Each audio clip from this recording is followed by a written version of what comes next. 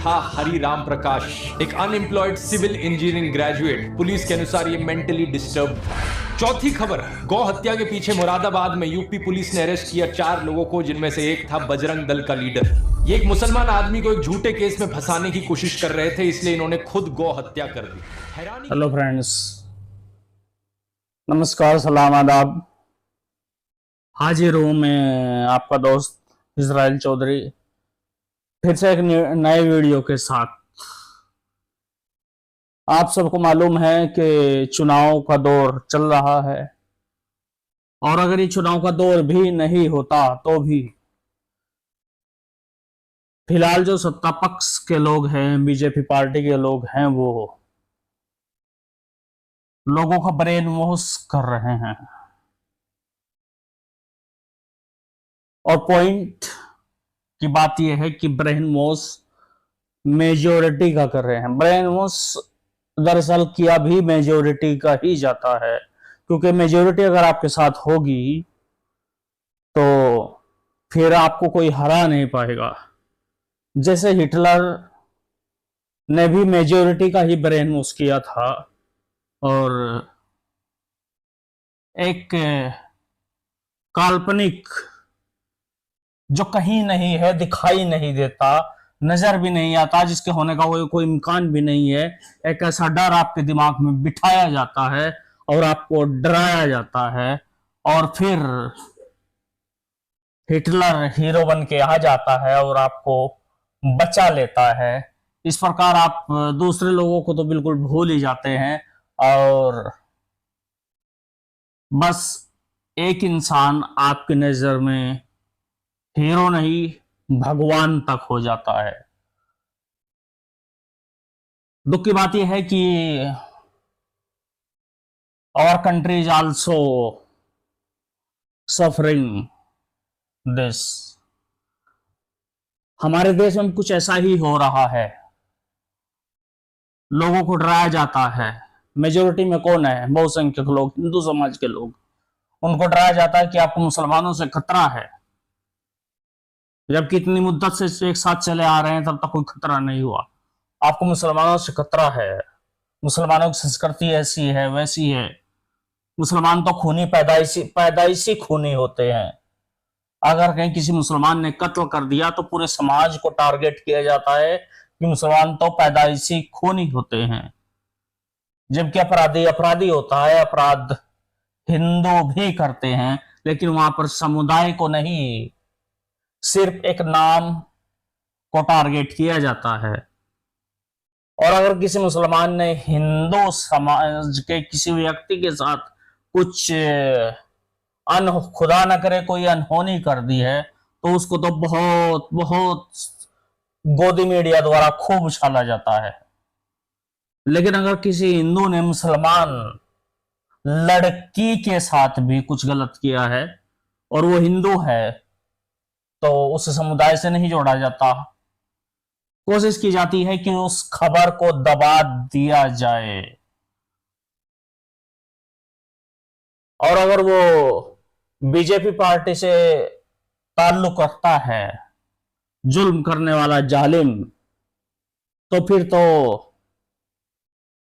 समझो खबर आएगी ही नहीं, आपके कानों कान खबर नहीं होगी कहां क्या हुआ। Friends, the point is, majority के लोग अभी खुश हो रहे हैं कि नरेंद्र मोदी हमारा भगवान है, हम उसके साथ हैं, हम बहुमत में हैं, गवर्नमेंट हमारी है। वो लगातार हिंदू राष्ट्र चिल्लाते हैं। संविधान को उन्होंने ताक पर रख दिया। कहीं भी स्टेज से खड़े होकर मुसलमानों को गाली बकने लगते हैं, कहीं मुसलमानों को पाकिस्तान भेजते हैं, कहीं भेजते हैं, जबकि हम बाई चॉइस हिंदुस्तानी हैं और हिंदुस्तानी रहेंगे। लेकिन फ्रेंड्स, ये प्रोपगेंडा चलाया जा रहा है। मुसलमान पैदाइशी खूनी होते हैं, जबकि हिंदू होना अपने आप में बड़े गर्व की बात है।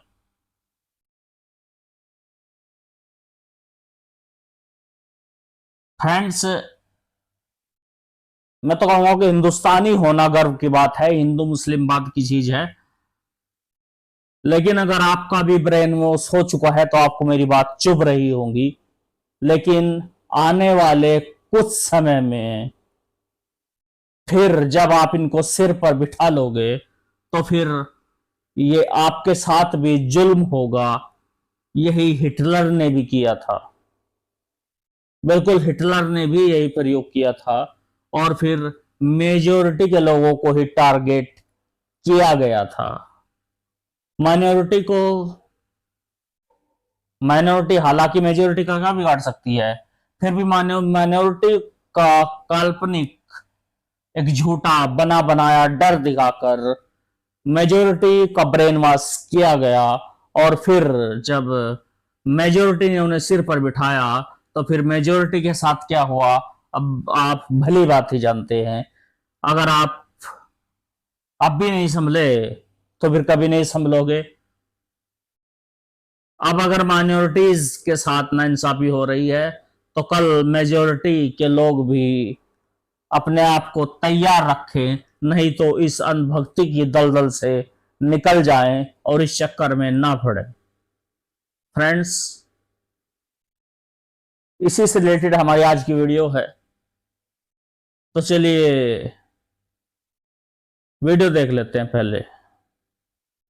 So let's come and watch the video. इस साल अप्रैल के महीने में रामनवमी के समय कुछ लोग पकड़े गए गौ हत्या करते हुए आगरा के शहर में। इसकी वजह से आगरा में उस वक्त कम्युनल हिंसा भी छिड़ गई थी। ये इकलौता ऐसा इंसिडेंट नहीं है, अगस्त 2022 में भी ऐसा ही कुछ हुआ था। उत्तर प्रदेश के कनौज डिस्ट्रिक्ट में एक शिव मंदिर के सामने किसी आदमी ने मीट फेंक दी और उसकी वजह से हिंसा छिड़ गई। ऐसा ही कुछ मई 2020 में भी हुआ था, कोयम्बटूर मंदिर के सामने किसी ने मीट फेंक दी। फरवरी 2024 उत्तर प्रदेश के मुरादाबाद में कुछ लोग गौ हत्या काउस की स्लॉटरिंग करते हुए पकड़े गए। ये सारी खबरें सुनकर एक चीज आपके दिमाग में जरूर आएगी, आखिर ये कौन लोग हैं जो हिंदुओं की भावनाओं को ठेस पहुंचा रहे हैं और हिंदुओं को भड़काने की कोशिश कर रहे हैं। इसका जवाब वो नहीं जो शायद आप सोच रहे हो। पहली खबर का न्यूज आर्टिकल देखिए। यूपी पुलिस के अनुसार गौ हत्या के पीछे असली जिम्मेदार थे हिंदू महासभा के कुछ कार्यकर्ता जो हिंसा भड़काना चाह रहे थे। दूसरी खबर, शिव मंदिर के सामने मीट फिकवाई चंचल त्रिपाठी नाम के एक आदमी ने। इसने एक मुस्लिम कसाई को इसके लिए 10,000 रुपए दिए थे।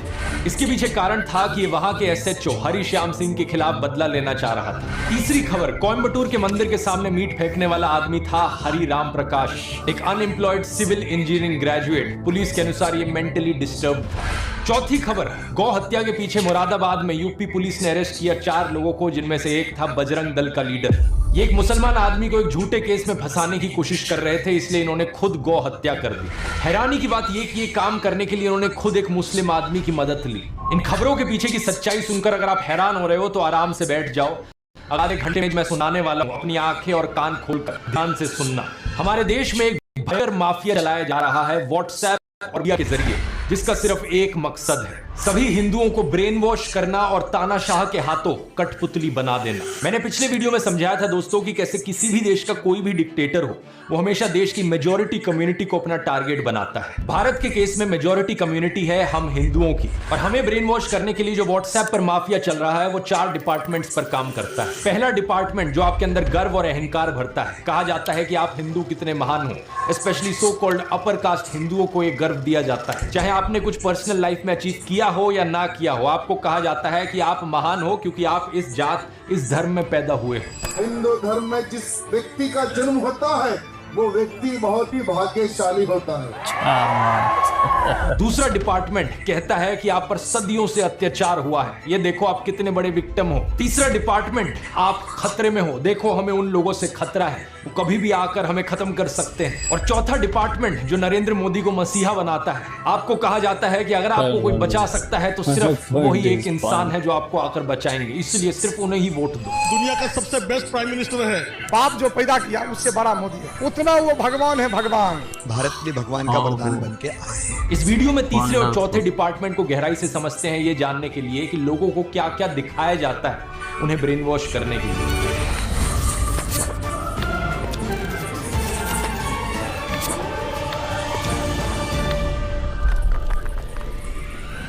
दुनिया भर पर नजर डालें दोस्तों तो डिक्टेटर्स कई देशों में देखे गए, चाहे ये पाकिस्तान हो, जर्मनी हो, चिली हो या रवांडा हो, लेकिन सभी डिक्टेटर्स के द्वारा टारगेट हमेशा मेजॉरिटी कम्युनिटी को किया जाता है। पाकिस्तान के देश में सुन्नी मुस्लिम्स मेजॉरिटी में है, तो उन्हें ब्रेन वॉश करने के लिए झूठी खबरें फैलाई गई कि कैसे देश की बाकी माइनॉरिटीज उनके लिए खतरा बन रही हैं। हिंदू, क्रिश्चियन, सिख, शिया मुस्लिम्स, अहमदिया मुस्लिम्स या फिर सूफी मुस्लिम्स ही क्यों ना हो। 2021 में बीबीसी ने वीडियो रिपोर्ट अपलोड करी थी जिसमें दिखाया गया कि पाकिस्तान की स्कूल की किताबों में कैसा नफरतखोर प्रोपेगेंडा मौजूद है जिसके जरिए बच्चों के दिमाग में जहर डाला जाता है। उन्हें ये कहानियां सुनाई जाती हैं कि कैसे हिंदूज और सिख्स ने लाखों औरतों बच्चों को मार दिया। मेरे पास मुताला पाकिस्तान बुक है और ये 11वीं और 12वीं जमात के लिए है। पेज नंबर 33 पे ये लिखा हुआ है, इंसानियत दुश्मन हिंदुओं और सिखों ने हज़ारों बल्कि लाखों औरतों, बच्चों, बूढ़ों और जवानों की इंतहाई बेदर्दगी और संगदिली से कत्ल किया और बेआबरू किया।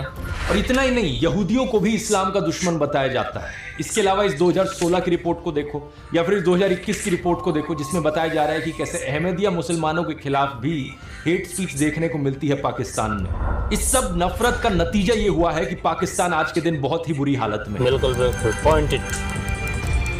ध्यान दीजिए। पिछले साल की वर्ल्ड बैंक रिपोर्ट देखो, 40% पाकिस्तानी बिलो पॉवर्टी लाइन है। बेरोजगारी एक बहुत बड़ी मुसीबत बनी फिर रही है और कुछ ही दिन पहले IMF ने बताया कि पाकिस्तान में इस फिस्कल ईयर में नियरली 25% की इन्फ्लेशन देखी जाएगी। पाकिस्तान की मेजॉरिटी कम्युनिटी सुन्नी मुस्लिम्स को इस नफरत के जाल में फंसकर ब्रेन वॉश होकर क्या मिला? एक ऐसा देश जो रहने लायक नहीं है, जहां लॉ एंड ऑर्डर का कोई नामो निशान नहीं है। मेजॉरिटी कम्युनिटी के अंदर एक डर की भावना जगाने के लिए किस तरीके का खबरों के साथ खेल खेला जाता है, इसका एक अच्छा उदाहरण देखने को मिलता है आज से 100 साल पहले अमेरिका में। साल 1919 की बात है। वॉशिंगटन में एक 22 साल का ब्लैक क्रिमिनल कुछ लोगों पर हमला करता है और चोरी करता है। जिन लोगों पर हमला किया जाता है उनमें से एक स्कूल टीचर थी जो खुद एक ब्लैक औरत थी। इस इंसिडेंट को लेकर एक इंटरेस्टिंग बात यह है कि वॉशिंगटन के जो सारे अखबार थे उस वक्त के, वो या तो इस खबर को रिपोर्ट ही नहीं करते या फिर इसे पूरी तरीके से दबा देते। लेकिन 5 दिन बाद सेम शहर में सेम क्रिमिनल जब एक व्हाइट औरत पर हमला करता है तो सारे अखबारों की ये फ्रंट पेज खबर बन जाती है। इसकी वजह से अगले कई हफ्तों तक वॉशिंगटन में दंगे देखने को मिलते हैं ब्लैक्स और व्हाइट्स के बीच। 39 लोगों को मारा जाता है और 150 से ज्यादा लोग जख्मी हो जाते हैं। जो एक्चुअल क्रिमिनल था इस केस में, उसका अरेस्ट सिर्फ 1 साल बाद ही देखने को मिलता है जब वो कोई एक नई चोरी करता है। वॉशिंगटन पोस्ट जो उस वक्त भी एक अखबार था, वो 100 साल बाद 2019 में उस इंसिडेंट को लेकर खेद जताता है। आर्टिकल में लिखता है कि उन्हें रिग्रेट है अपने रेशियल पास्ट को लेकर। आज दोस्तों ऐसी ही कहानियां हमारे देश में दोहराई जा रही हैं। कुछ महीने पहले आपने एक खबर सुनी होगी श्रद्धा वालकर की, एक हिंदू औरत जिसे बहुत ही बेरहमी से मार दिया गया उसके मुस्लिम बॉयफ्रेंड आफ्ताब अमीन पूनावाला के द्वारा। शॉकिंग बात यह थी कि इसमें इसकी बॉडी को काट कर फ्रिज में रखा था, लेकिन हमारे गोदी मीडिया ने इस एक इंसिडेंट का इस्तेमाल किया सभी मुसलमानों के खिलाफ नफरत फैलाने के लिए। इसकी वजह से national broadcasting and digital standards authority NBDSA ने 50,000 रुपए का फाइन लगा दिया मुकेश अंबानी के चैनल न्यूज 18 पर। 4 शोज जिन्हें एंकर किया गया था अमीश देवगन और अमन चोपड़ा के द्वारा,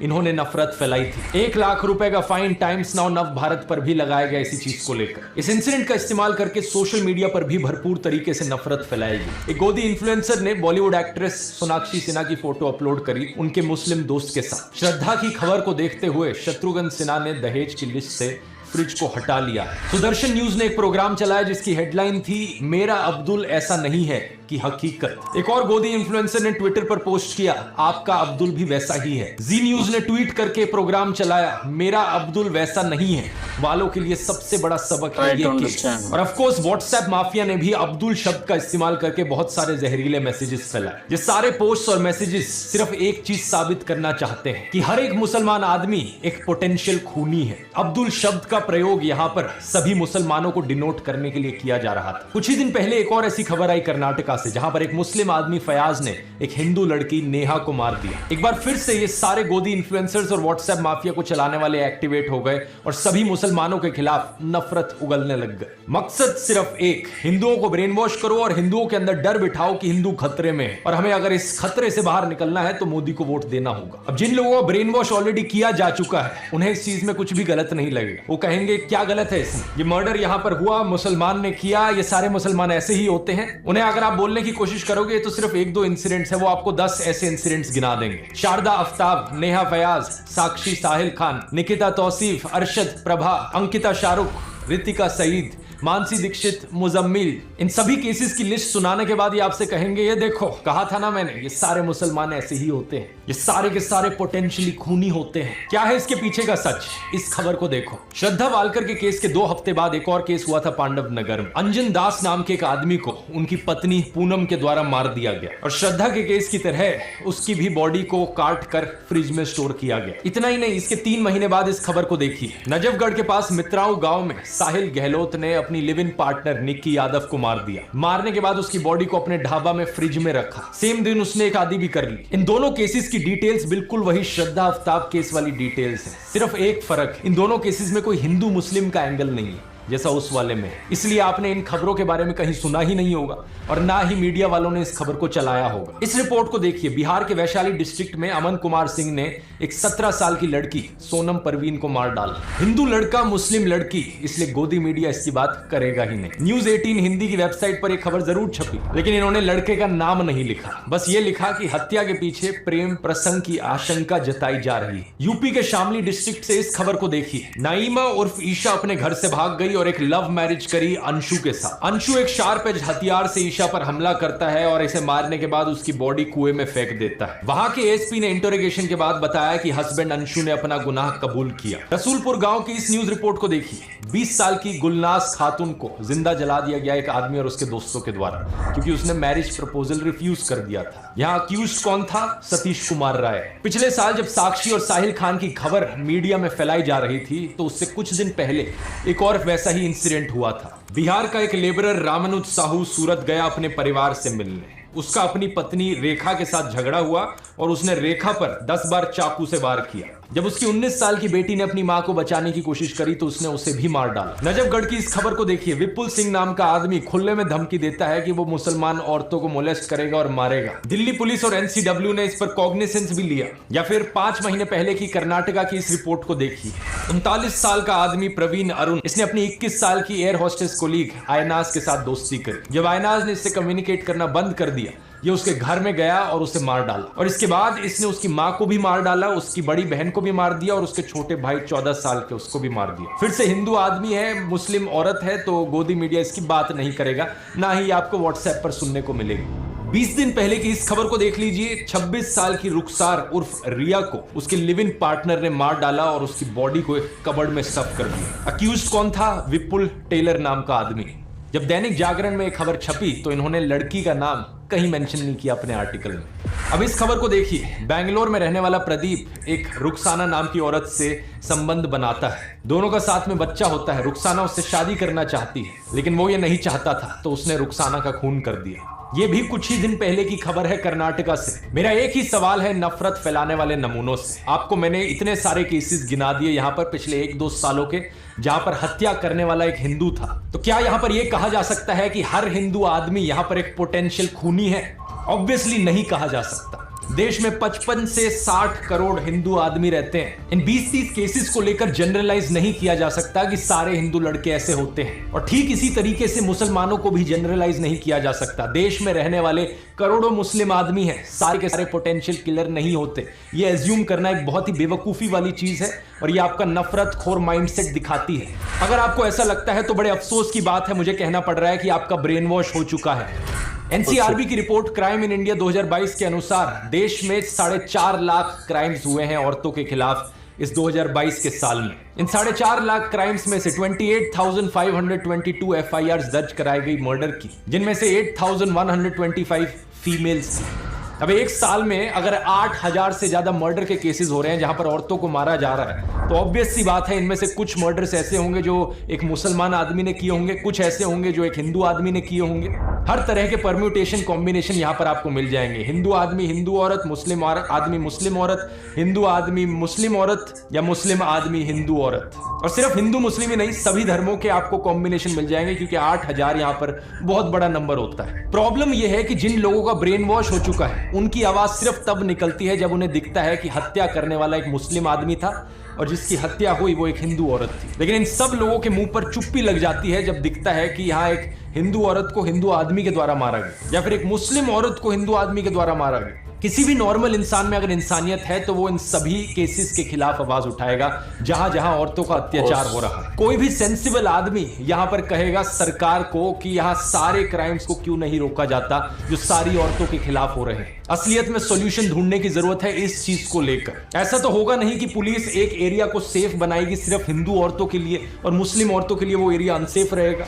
अगर किसी एरिया को सेफ बनाना है तो सभी औरतों के लिए वो सेफ बनेगा ना। सेलेक्टिव आउटरीच इन लोगों का सबसे बड़ा हथियार है। अगर आज मैं जस्टिस की डिमांड करता हूं तो मैं नेहा के लिए भी करता हूं और रुखसाना के लिए भी करता हूं। मैं उन सभी हिंदू और मुस्लिम औरतों के लिए जस्टिस की डिमांड करता हूं जिनके खिलाफ अत्याचार हुआ है। पुलिस को यहां पर स्पीडी इन्वेस्टिगेशन करने की जरूरत है। देश भर में अगर पुलिस वालों की कमी है तो स्टेट गवर्नमेंट्स को यहां पर और पुलिस को रिक्रूट करने की जरूरत है। कोर्ट्स अगर धीरे काम करते हैं तो उन्हें फास्ट ट्रैक ट्रायल करने की जरूरत है।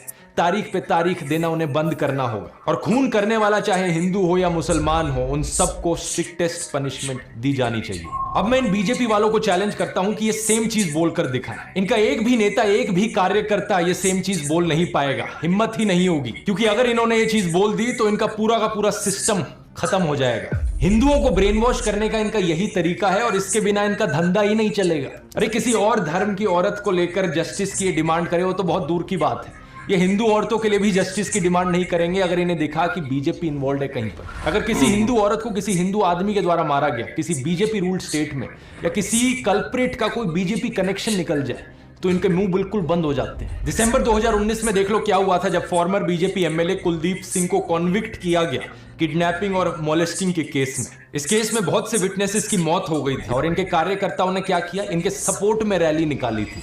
विधायक जी सरासर निर्दोष हैं, उनको फंसाया जा रहा है। कुछ महीने पहले एक IIT BHU का केस हुआ जहां पर 3 अक्यूज थे, कुणाल पांडे, सक्षम पटेल और अभिषेक चौहान। ये बीजेपी IT सेल की वाराणसी यूनिट का हिस्सा थे। इन्होंने अपनी फोटोज पोस्ट करी थी JP नड्डा के साथ, अनुराग ठाकुर के साथ, UP CM अध्यक्ष के साथ। क्या लगता है आपको यहां पर किसी हिंदू औरत की इन्हें चिंता थी? बिल्कुल नहीं थी, क्योंकि इस केस में इनके खुद के लोगों पर आरोप लगा था बलात्कारी का। उत्तराखंड का ये केस देख लो, 19 साल की अंकिता भंडारी का। ये एक रिजॉर्ट में काम करती थी और इस रिजॉर्ट के owner farmer BJP politician Vinod Arya के बेटे पुलकित आर्या थे। इस पर इल्जाम लगा कि इसने अंकिता को मोलेस्ट किया और उसकी हत्या कर दी। लड़की के पापा को एक से दूसरे पुलिस स्टेशन तक भागना पड़ा FIR रजिस्टर करवाने के लिए। कुछ एक्शन सिर्फ तब लिया गया जब लोकल न्यूज पोर्टल जागो उत्तराखंड में इस मर्डर को हाईलाइट किया, लेकिन बाद में पता है क्या हुआ? इस न्यूज पोर्टल के जर्नलिस्ट आशुतोष नेगी को ही पुलिस अरेस्ट कर लेती है ये कहकर कि इसके इंटेंशंस पर हमें शक होता है।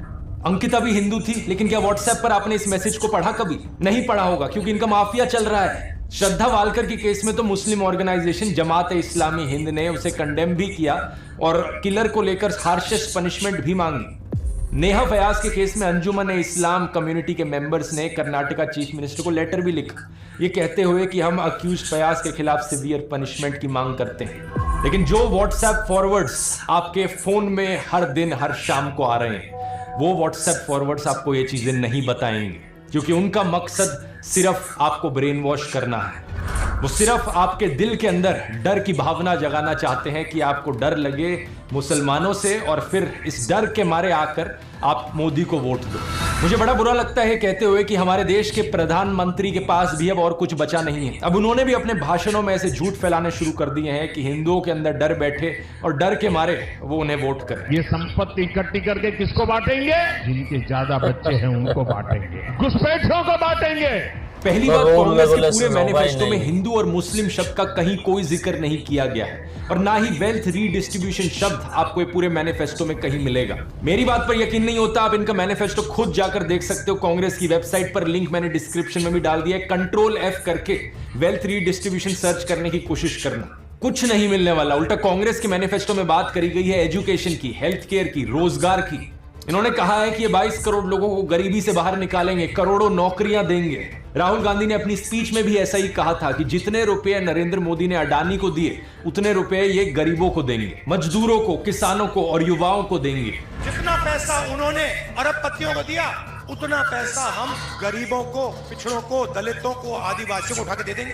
दूसरी बात, प्रधानमंत्री ने बड़ी बेशर्मी से मुस्लिम्स पर वही स्टीरियोटाइप थोप दिया जो इनके व्हाट्सएप माफिया में फैलाया जाता है कि मुसलमान तो हमेशा ज्यादा बच्चे पैदा करते हैं। क्या प्रधानमंत्री ये खुद 5 भाई बहन नहीं है क्या? यूपी चीफ मिनिस्टर आदित्यनाथ को देख लो, उनके खुद 3 भाई और 3 बहन है। ये जो परसेप्शन बनाया जाता है कि मुसलमान ज्यादा बच्चे पैदा करते हैं, ये बिल्कुल बकवास परसेप्शन है, क्योंकि सरकारी रिपोर्ट्स को आप देखोगे तो ज्यादा बच्चे पैदा करना इसका फीमेल लिटरेसी से रिलेशन है। लक्षद्वीप में 96% लोग मुस्लिम है, लेकिन वहां की फीमेल लिटरेसी हाई है, इसलिए वहां का फर्टिलिटी रेट बहुत कम है। ऑन एवरेज लक्षद्वीप में एक औरत सिर्फ 1.4 बच्चे पैदा करती है, लेकिन देश भर में ये एवरेज 2 पर है। अब बिहार जैसी स्टेट को देख लो जहां पर फीमेल लिटरेसी सबसे कम है, इसलिए बिहार बर्थ रेट में सबसे ऊपर है।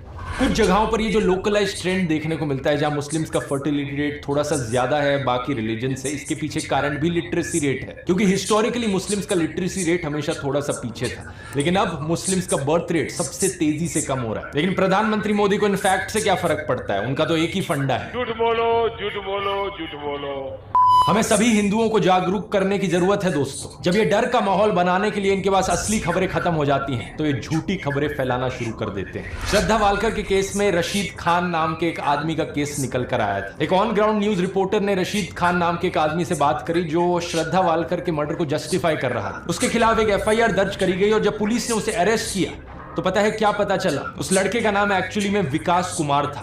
रशीद खान बनने का नाटक कर रहा था वो। एक और ऐसा ही केस सामने आया जब एक फेसबुक पोस्ट वायरल होने लगी राजिया बानो नाम के यूजर नेम के साथ। इस पोस्ट में जस्टिफाई किया जा रहा था कि हिंदू औरतों के खिलाफ कुछ हो तो वो ठीक है, रिवेंज है। कुछ हिंदू अकाउंट्स ने बड़ी आउटरीच करी इसको लेकर कि ये मुसलमान हम लोगों से इतना नफरत क्यों करते हैं, और जब इस चीज का फैक्ट चेक किया गया तो पता लगा कि यूजर नेम गलत था। राजिया की जगह राजिया लिख रखा था, और प्रोफाइल पिक के बारे में सर्च किया तो पता चला कि ये राजिया के यूजर नेम के पीछे एक पवन शर्मा नाम का आदमी था। इस बंदे की एक और पोस्ट मिली तो किसी ने कमेंट कर रखा था, शर्मा जी नाम क्यों बदल लिया?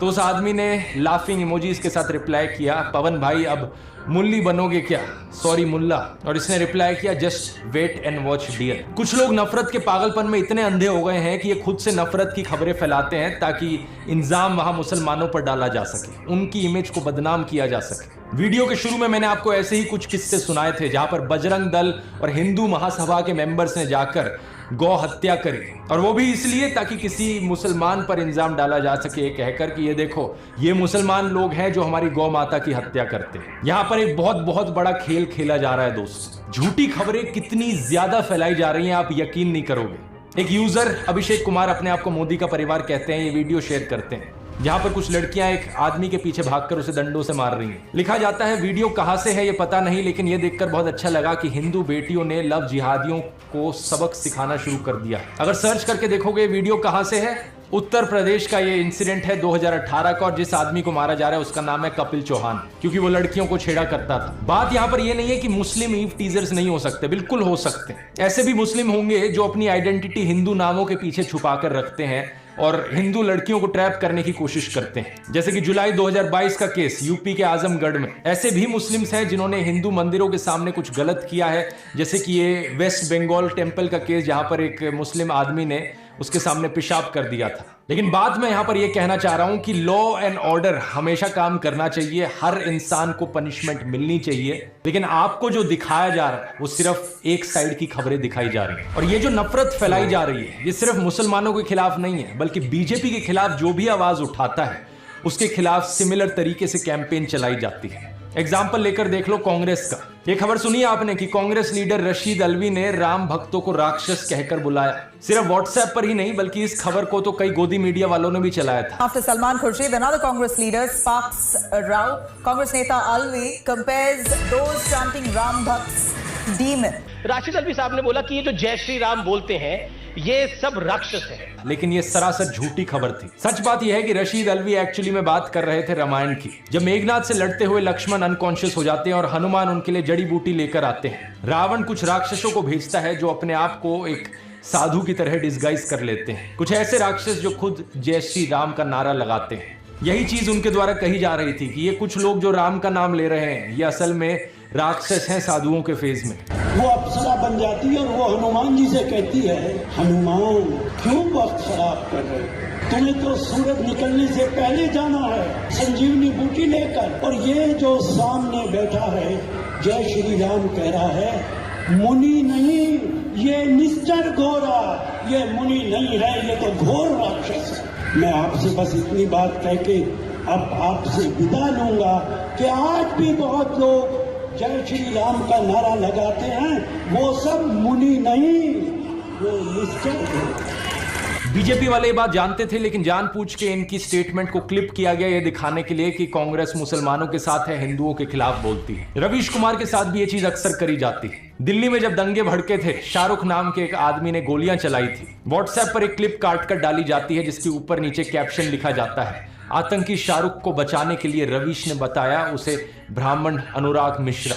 जो ओरिजिनल अनएडिटेड वीडियो है वहां पर रवीश कुमार कह रहे हैं अभी भी जरूरत है कि पुलिस इसकी पहचान को लेकर दोबारा बोले। पुलिस साफ कहती है कि शाहरुख है, मगर आप सोशल मीडिया में देखिए अनुराग मिश्रा बताया जा रहा है। अभी भी जरूरत है कि पुलिस इसकी पहचान को लेकर दोबारा बोले। इसके बाद एक एनडीटीवी रिपोर्टर खुद पुलिस से बात करते हैं और कंफर्म करते हैं कि इस आदमी का नाम शाहरुख ही है। नाम को लेकर कोई स्पष्टीकरण आया है कि नाम क्या है? तो शाहरुख नाम है उसका। एक और झूठ फैलाया जाता है कि रवीश कुमार कभी कश्मीरी पंडितों की बात नहीं करेंगे, जबकि उन्होंने कई बार एपिसोड्स बनाए हैं कश्मीरी पंडित पर, 12 साल पहले से लेकर एज रिसेंट एज 3 महीने पहले। लेकिन क्या फर्क पड़ता है, व्हाट्सएप पर जब लोगों को ब्रेन वॉश करना है तो उसके लिए कुछ भी बोल दो। एक और एक्यूजेशन जो इनके खिलाफ उठाई जाती है कि ये कभी कांग्रेस के खिलाफ नहीं बोलते, लेकिन 2014 से पहले की इनकी ये क्लिप देखो, कई रिपोर्ट्स मिल जाएंगी जब ये मनमोहन सिंह की सरकार के खिलाफ आवाज उठा रहे हैं। पिछले अगस्त में अयाज झांसी के शेर से जवाब दिया था, तब कोयला घोटाले के आरोपों की आंच उनकी सरकार पर आ रही थी। 7 महीने बाद मनमोहन सिंह ने उन सवालों का जवाब दिया या अपनी आबरू के लिए खामोशी तोड़ी है। डिस्कस के इसी तरह के हजारों कमरे गांव की जमीन पर बना दिए गए और मजदूरों को बोरी में आलू की तरह इनमें ठूंस कर रख दिया गया। अब मेरे खिलाफ भी ये लोग ऐसे ही झूठ फैलाते हैं। इस व्हाट्सएप मैसेज को देखो, पता नहीं कितनी बार इन्होंने इस व्हाट्सएप मैसेज को अपने ग्रुप्स पे बार बार फॉरवर्ड किया है। लिखते हैं कि मैं एक हिंदू ही नहीं हूं, मेरा नाम ध्रुव राठी नहीं है, मेरा असली नाम है बदरू रशीद। और इतना ही नहीं, इन्होंने मेरी वाइफ यूली को भी पाकिस्तानी बना दी। और नीचे देखो क्या क्या बकवास लिख रखी है कि यहाँ पे पाकिस्तानी आर्मी का कनेक्शन है, ISI है, अमेरिका है, दाऊद इब्राहिम का कनेक्शन है। क्या बकवास लिखते हैं, मुझे सुनकर हंसी आती है, आपको भी हंसी आ रही होगी, लेकिन इसके पीछे का एजेंडा देखो क्या है। जो भी बीजेपी के खिलाफ बोलने की कोशिश करता है उसे किसी ना किसी तरीके से मुसलमान बना दो, पाकिस्तानी बना दो, क्योंकि जो ओवरऑल गेम यहाँ पर खेला जा रहा है वो यही है कि हिंदुओं के अंदर डर बैठाना है। और जो भी इनके खिलाफ बोले, अगर कोई वो हिंदू बोल दे ना इनके खिलाफ, तो वो हिंदू हो ही नहीं सकता। ये अपने फॉलोअर्स को, अपने ब्रेन वॉश लोगों को यही दिखाना चाहते हैं कि जो भी वहां से आवाज उठा रहा है इनके खिलाफ वो हिंदू नहीं है, वो सिर्फ मुस्लिम लोग हैं। जो झूठ ये फैलाते हैं उसे ये डबल चेक भी नहीं करते। एक ये मैसेज था इनका जो फैलाया जा रहा था, अभी कुछ दिन पहले एक ये दूसरा मैसेज है इनका जो ये फैला रहे हैं। इस ट्वीट को देखो, इसके अनुसार तो मेरे फादर इन लॉ है एक्चुअली में पाकिस्तानी सिटीजन, यानी कि यूली के पापा। फिर लिखते हैं कि यूली इकलौती बेटी है उनकी। ये चीज भी झूठ है, अगर इन्होंने मेरे व्लॉग्स देखे होते तो इन्हें पता होता कि वो इकलौती नहीं है। मतलब कुछ बिलीवेबल तो हो जो कह रहे हो, लेकिन अनफॉर्चुनेट चीज ये है कि जो लोग ब्रेन वॉश हो चुके हैं इनके माफिया के अंडर आकर, उन्हें इससे फर्क ही नहीं पड़ता। ये एक लॉजिकल सेंसिबल दिखने वाली झूठी कहानियां क्यों बनाने में टाइम वेस्ट करें, जब इनके जो लोग व्हाट्सएप मैसेजेस पढ़ रहे हैं वो इन बेसर पैर की झूठी कहानियों से ही कन्विंस्ड हो जा रहे हैं। व्हाट्सएप माफिया का तीसरा डिपार्टमेंट कुछ इस तरीके से लोगों के अंदर डर बिठाता है कि उनकी सोचने समझने की शक्ति बिल्कुल स्विच ऑफ हो जाती है। इसलिए बहुत जरूरी है लोगों को जागरूक करना इस चीज के बारे में, स्पेशली हिंदू लोगों को जागरूक करना, क्योंकि अगर किसी को सबसे ज्यादा बेवकूफ बनाया जा रहा है यहाँ पर, तो वो हम हिंदुओं को बनाया जा रहा है। इस माफिया के 2 और डिपार्टमेंट्स बचते हैं, आने वाले वीडियोस में उनको भी गहराई से समझेंगे, लेकिन तब तक काम रुकना नहीं चाहिए। हमारा ये संघर्ष देश के संविधान को बचाने के लिए है, देश के लोकतंत्र को बचाने के लिए। और अगर आप उन लोगों में से हो जिन्हें अभी भी लगता है कि नहीं देश में सब ठीक चल रहा है, देश में कोई तानाशाही नहीं है, तो जरा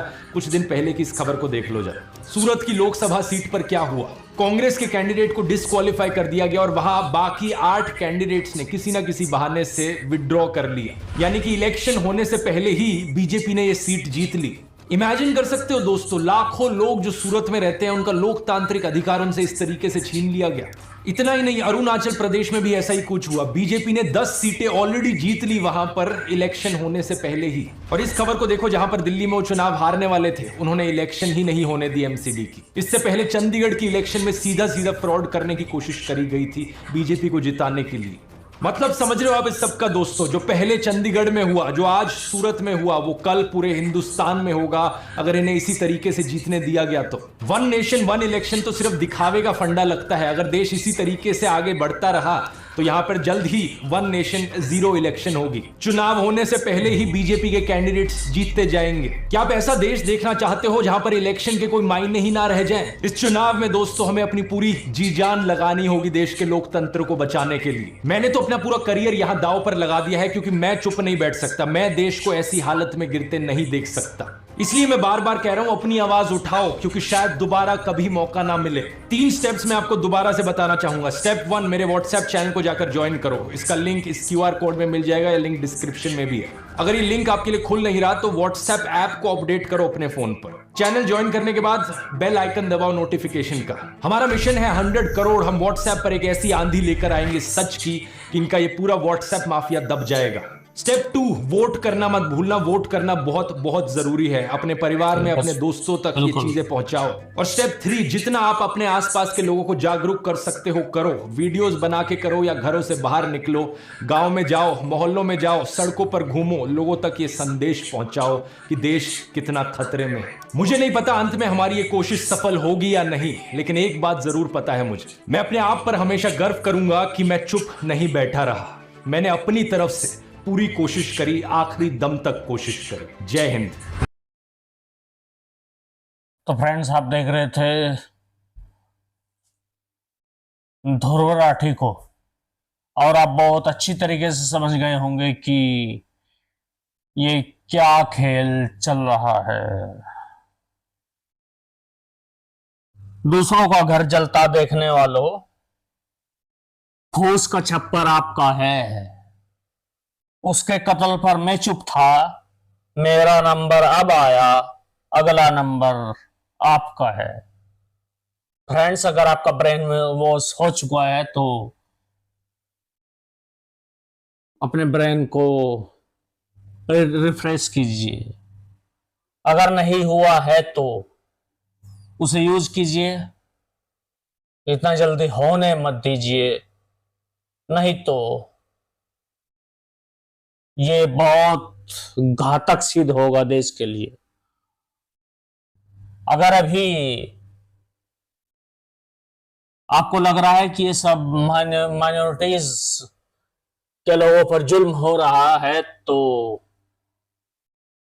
आप भी बस कुछ कदम की दूरी पर हैं, आपके साथ भी होगा। तो फ्रेंड्स,